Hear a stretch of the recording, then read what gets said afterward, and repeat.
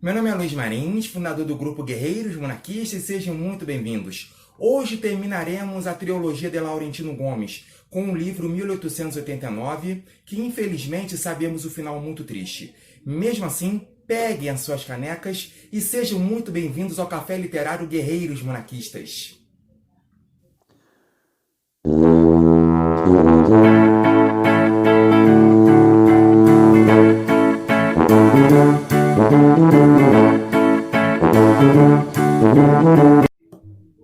Sejam muito bem-vindos ao Café Literário Guerreiros Monarquistas. E como é de praxe, eu vou ler para vocês a sinopse do livro 1889. Vamos lá. Este é o livro 1889, essa excelente obra de Laurentino Gomes, e vamos ler a sinopse. 1889. Nas últimas semanas de 1889, os tripulantes de um navio brasileiro ancorado no porto de Colombo, capital do Ceilão, atual Sri Lanka, foram pegos de surpresa pelas notícias que chegavam do outro lado do mundo.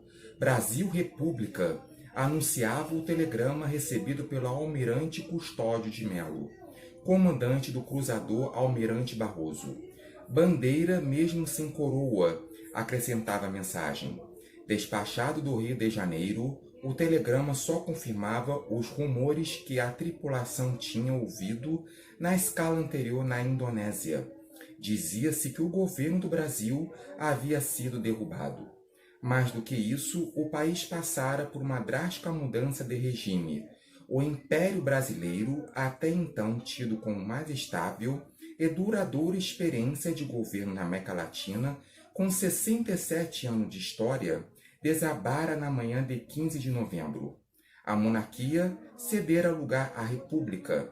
O austero e admirado imperador Dom Pedro II fora obrigado a sair do país.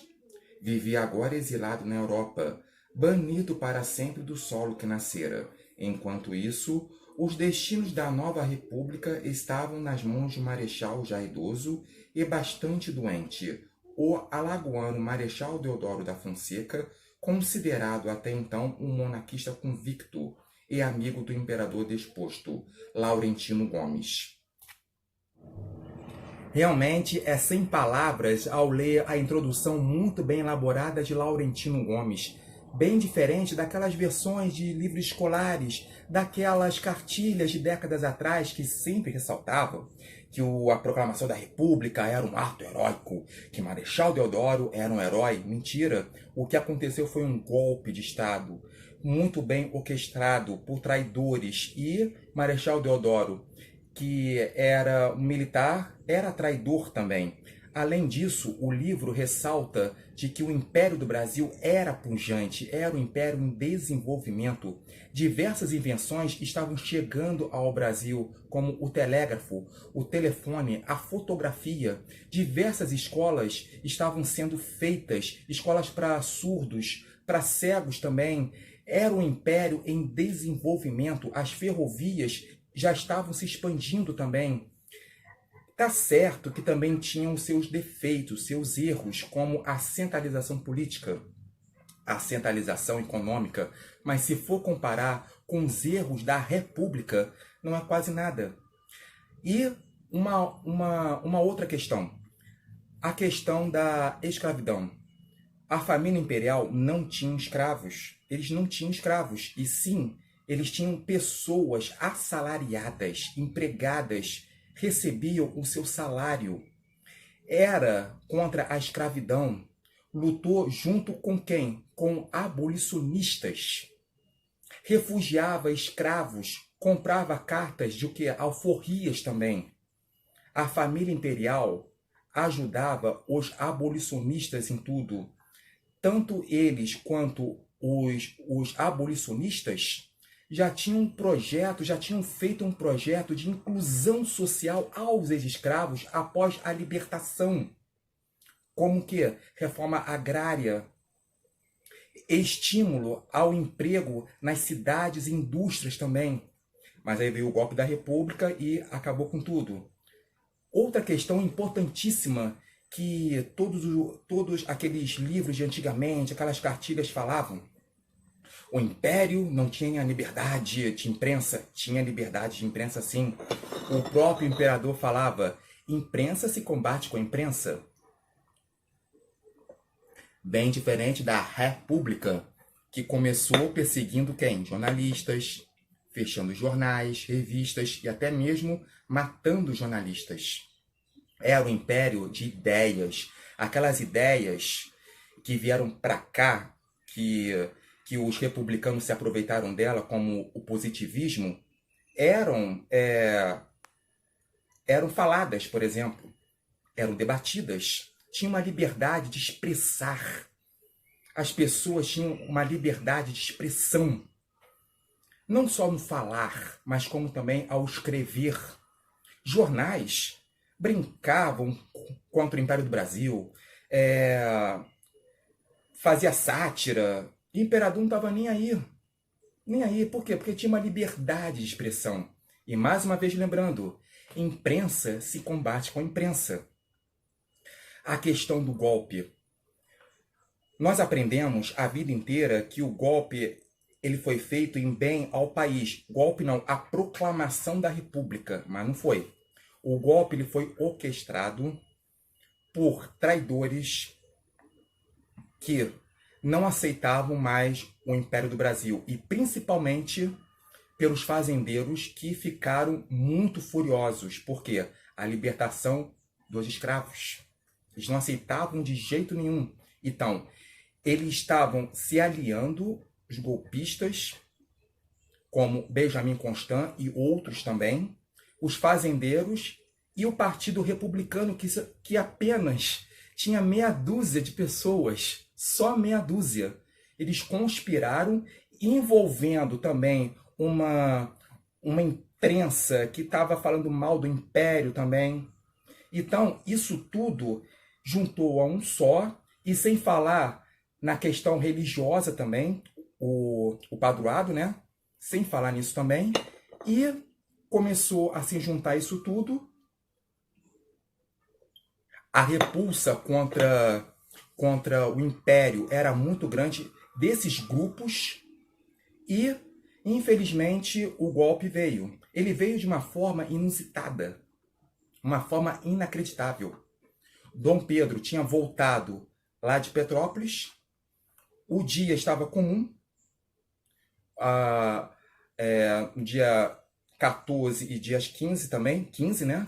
Era um dia comum, vendo a tropa, um dia comum. Acontece que Benjamin Constant foi lá na casa de Marechal Deodoro, foi encher o saco dele.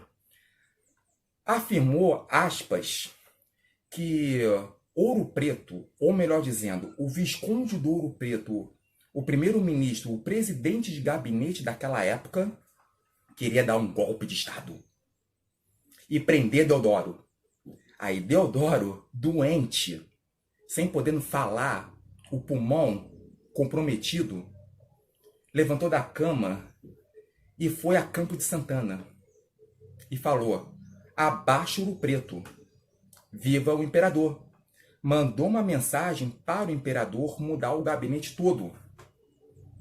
Voltou para casa. No meio da tarde, de noitinha, Benjamin Constant e seus amiguinhos foram lá encher o saco de Deodoro de novo. Impressionante. Benjamin Constant afirmou que Dom Pedro II já tinha escolhido o primeiro-ministro. Aí perguntou quem? Gaspar da Silveira Martins. Ele falou: esse não. Esse de jeito nenhum. Vamos acabar com tudo agora. E era mentira. Era tudo mentira. Então, ele preparou isso tudo por quê? Benjamin Constant já sabia que 10 anos antes, Marechal Deodoro disputou com Silveira Martins a Dama de Porto Alegre, em Porto Alegre. E a baronesa, tá, de Porto Alegre, melhor dizendo, a baronesa de Porto Alegre, preferiu o Silveira Martins. Isso acabou com Deodoro. E, é claro, mexeu com o orgulho dele. E Benjamin Constant usou isso. e o golpe foi feito. Infelizmente, o imperador não quis reagir, porque, segundo ele, estava tudo bem, já vai passar, tudo bem, mesmo com as pessoas que estavam com ele, o Conselho de Estado, o Conde D. Vamos reagir, imperador? Não, está tudo bem, tudo bem. Infelizmente, de madrugada, foram presos, tá? A família imperial não pôde mudar de roupa, levar nada e foram jogados, que nem um saco de batatas, em pleno navio Alagoas, e rumo à Europa, forçado, exílio forçado. E chegando lá, sabemos de tudo, né? Com o passar do tempo, 2 anos depois, Dom Pedro morre pobre, endividado e num hotel na França de 5ª categoria. E aqui no Brasil, a bagunça começou com a República. A República é a culpada de tudo. Por quê? Com o golpe de Estado, começou toda a bagunça. Até mesmo nomear uma pessoa e que não entendia nada de economia como Rui Barbosa a ser ministro das Finanças. Fez um encilhamento, um plano fracassado. Endividou o Estado cada vez mais. Marechal Deodoro triplicou o salário dele. E Dom Pedro II, durante 49 anos, não aumentou o salário dele. Pessoas que não eram militares, golpistas, ganharam títulos militares. Por incrível que pareça. E a bagunça começou. Os próprios republicanos depois começaram a se conspirar um contra o outro. É o preço de um golpe. O feitiço volta contra o feiticeiro.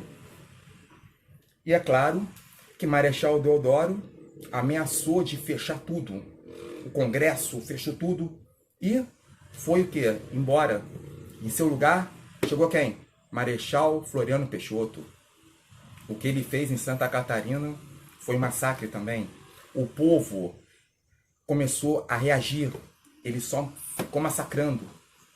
Não só lá, em outros locais também. Revoltas surgiram. E o país inteiro estava desestabilizado já. Então, ele teve que usar a força do massacre. Um golpe da República desestabilizou tudo. E depois veio outro presidente, Prudente de Moraes, que fez o acordo com as oligarquias, aspas, apaziguou o país. Depois vieram o massacre de Canudos, apaziguou o país. E com esse acordo com as oligarquias cafeeiras começou um governo oligárquico. Até hoje. Realmente a República fez uma grande obra. E grande obra, aspas. E dessa grande obra veio o quê? 6 constituições fracassadas, diversos planos econômicos fracassados, revoltas, massacres, mortes, tudo por causa da República. E aquela promessa que Marechal Deodoro fez em fazer um plebiscito, consultar a população depois do golpe, 102 anos depois. 102 anos. Em 93 é que veio, em 1993. Do que adiantava mais? Nada. O povo não tinha mais a lembrança do império, não tinha mais nada disso. E, com artimanhas republicanas, a República ganhou o plebiscito. Ganhou? Será que ela ganhou? Ela está tão decadente, eu acho que ela não ganhou nada. É o preço a pagar. Resumindo tudo, seguidores, nós, monarquistas, precisamos continuar com todo o nosso trabalho. O nosso trabalho de esclarecimento. Chegar nas bases, chegar na política também. Lugar de monarquista que gosta de política, afinal, a política é a nossa vida. Desde quando nascemos, tem a política. Não existe a pessoa apolítica. Isso não existe. O que existe é partidário. Mas isso aí é uma outra questão. Mas o monarquista que gosta de política, a função dele é estar na política, começar nas bases, nas câmaras, vereadores, por exemplo, deputado estadual, federal, chegar no Senado e, por que não, um dia a presidência da República. Seria até uma reviravolta muito grande. Por que não? Nós temos o poder principal, a nossa mente rica.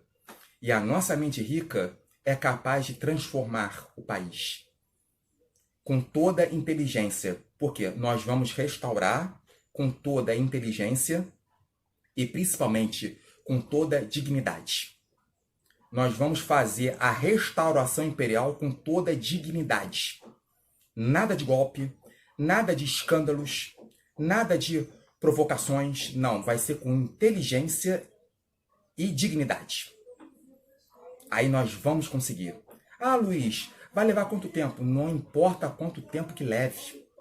O mais importante é que nós estamos sendo muito bem vistos. Pessoas não monarquistas chegam aqui no canal, perguntam tudo, querem quadros novos. Isso que importa, que as pessoas comecem a despertar. E desse despertamento, nós vamos conseguir mais simpatizantes. Mais pessoas que vão repudiar a República. Por quê? Se não fosse pela República, nós todos, brasileiros, nasceríamos em país rico, de primeiro mundo. Chegaríamos aos anos 40 e 50 como um país de primeiro mundo. Mas, infelizmente, houve uma interrupção. As estradas de ferro já estavam em pujança. As indústrias em pujança também. Aí veio a República, retardou tudo, retardou. Vieram aquelas oligarquias cafeeiras que só pensaram em si próprias, que se dane o país, e durante 40 anos retardou tudo. Até chegar em 1930, com Vargas, e aí a gente já sabe do que aconteceu depois até chegar nos dias de hoje. Portanto, monarquistas, vamos esclarecer, vamos levar o que temos de melhor, o conhecimento para as pessoas. É algo valioso, o conhecimento. E vamos conseguir. Por quê? Nós temos foco, determinação e principalmente fé. A fé no Pai Maior. Eu só tenho que agradecer a vocês. Muito obrigado por tudo. Ave Império do Brasil.